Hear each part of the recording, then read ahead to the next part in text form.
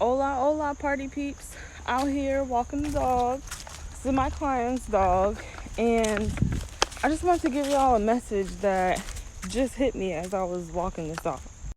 So I started for this client about a week and a half ago. And I always ask people who want me to walk their dogs, where do you usually walk your dog? What's the usual path? I like to explore, but I also like for people's dogs to be comfortable. So she explains to me this path that she likes to walk on with her dog. Well, y'all, it was not easy to find, okay? Well, actually it was. Her directions were just really bad. But that still made it more difficult to find. So before I found it, I found these other paths that were also nearby in the neighborhood. And at first I thought she was talking about those paths. And I'm like, oh, okay, these are cool. Yeah, this must be it. A few days later, I figured out that wasn't it.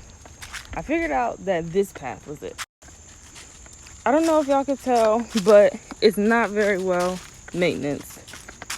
And as we keep going, you'll see there's parts of it that are extremely overgrown. Like, this is the good part of it. Now I'm going to rewind a little bit, and I'm going to tell you the other paths were very well maintenance. They did have leaves, obviously, just because it's fall time. But you could tell somebody walks on that other path. So naturally, I started walking on that other path. Like, I'm not like the overgrownness of this one.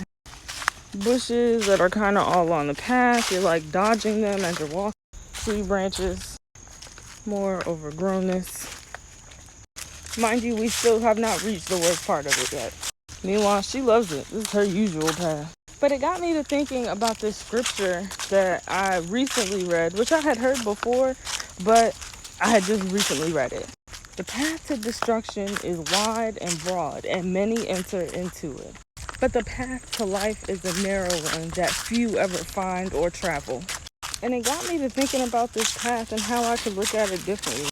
God told me a while ago that my life was going to be different than most people's, the average person.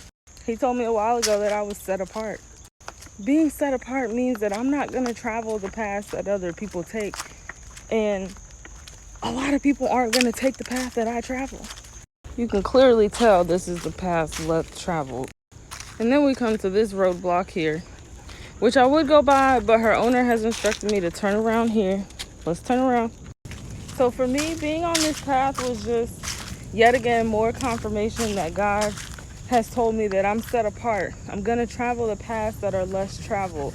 But those paths are the paths to life. So this is just simple encouragement that if you feel like you're doing something that everybody else isn't doing, the path to destruction is wide and many enter it. But the path to life is narrow and not many find it.